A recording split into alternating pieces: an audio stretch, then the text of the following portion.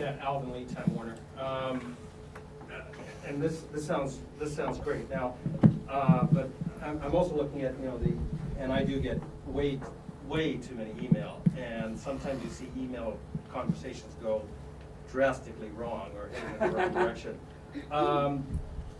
Do you guys get situations where you say, well, we got to pick up the phone, we got to talk to each other, or can you sort it all out? Not for a while. Do you own a phone? You don't have an office. I have an iPhone. Yeah. Of course, an iPhone.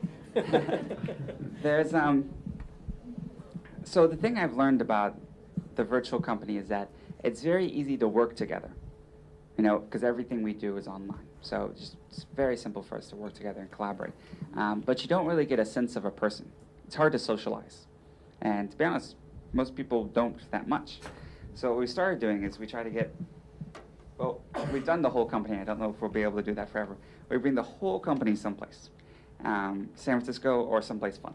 Like we'll go to La Paz, Mexico, or Colorado, and up in the mountains, from all over the world. And just get together for a week. And I set up sort of some structure where we work on some projects and things like that. But honestly, I don't care if anything gets done that week. What I mostly want is for people to just get to know each other better and know what their colleagues like, know how their sense of humor is, be able to hear their voice when they're reading their email. Because I think that just, we're all people. And the more you disconnect from that, the more chances there are for things to go drastically wrong, or just for things to be misinterpreted, or just have not great communication.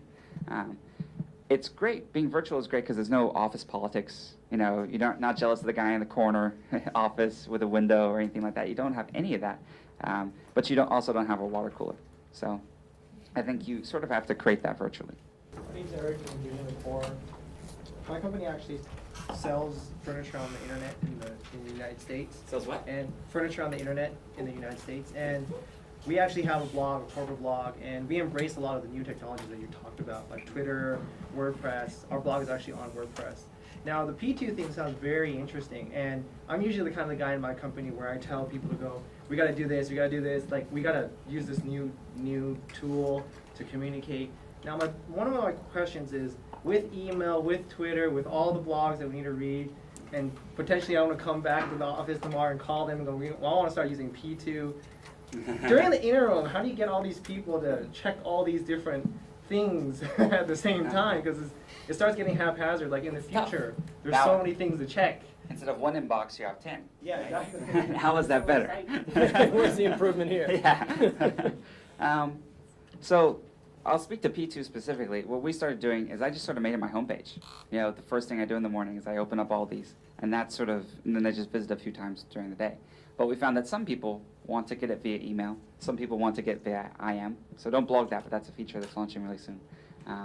And so what I think is that I can tell you how I personally deal with this, but I think everyone's going to have a different method. Whether you're a BlackBerry user or iPhone user will change how you interact with all these things. How much time you enjoy spending in front of the computer, how many monitors you have. All these things are going to affect your personal setup. And I think that everyone will sort of have a unique way to deal with it.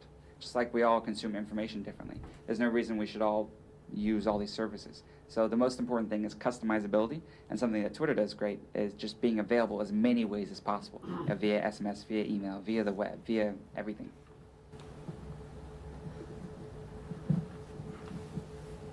Hal Davis with Citi. What are your observations about the Obama phenomenon and the election and their use of the internet?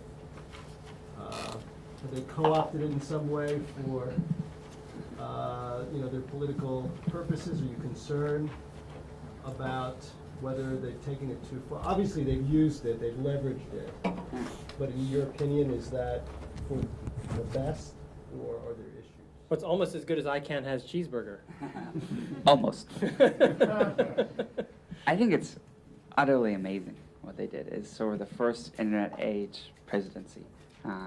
They raised, over $500 million, mostly from individual contributors, millions of volunteers. My friend had a story she told me where it was like the week of the election, and she's like, I want to help out on election day.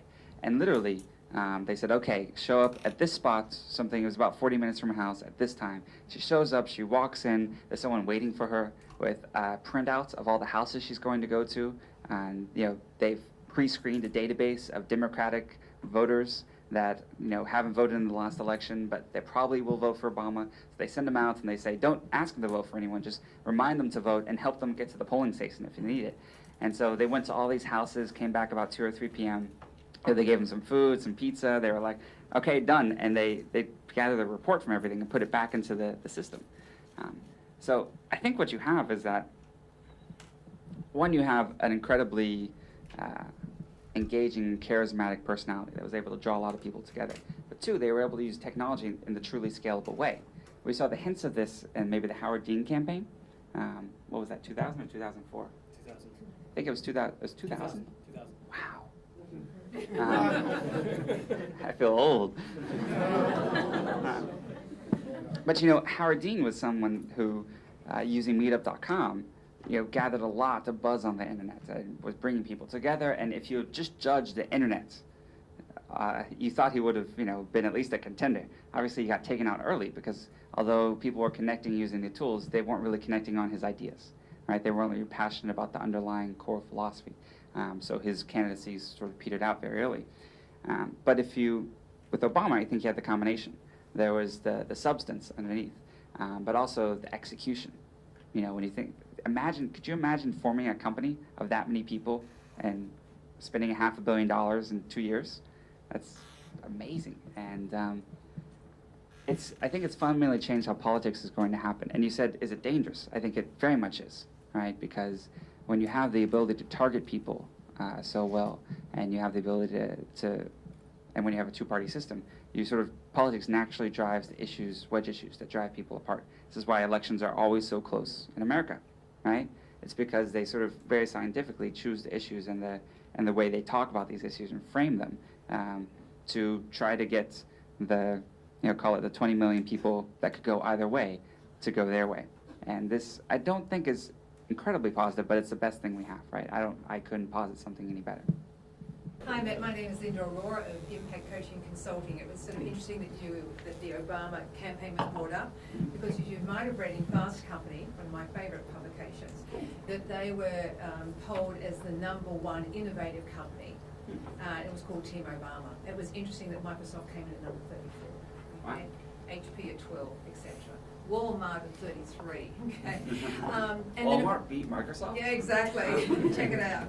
And also, this month's issue has got Chris Hughes on the front cover, and he was obviously very instrumental in terms of the Obama campaign, being one of the founders of Facebook. So, what are your views on Chris Hughes and those guys over at Facebook? I think Facebook is honestly the most interesting company out there. If I had to spend 10 hours studying Twitter or 10 hours studying Facebook, I choose Facebook every single time because they have taken a lot of these concepts, everything I've talked about, and taken it ultra mainstream. I mean, they're adding like 175,000 users a day, right? That's incredible. So what they're doing is extremely well executed. It's great, but you also, I think they're in sort of a tough spot, right? The way they've grown the company, their costs are rising enormously.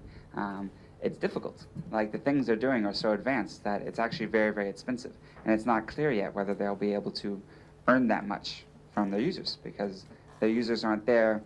It's not like Google, where search is one of the hardest problems in the world, but you have intention. So you have the ability to connect that, that intention with people who make money from it. And being in the middle of that can be a very profitable place, as Google has shown us. Facebook has become sort of a center of communication. Right? You go on there to find friends, to message friends, to chat, do all these things. And so you're using a lot of their resources, but you're not there to chat with Walmart, right? You're not there to be friends with Microsoft or do anything that really generates very much commercial value outside of you connecting with people you love and care about. And it's not clear yet how that's going to translate into a more commercial thing. But I'm keeping an eye on them. They definitely have some very, very, very smart folks around the table. And Mark's actually about the same age as me. We run into each other every now and then in San Francisco. And Chris. I've never met him.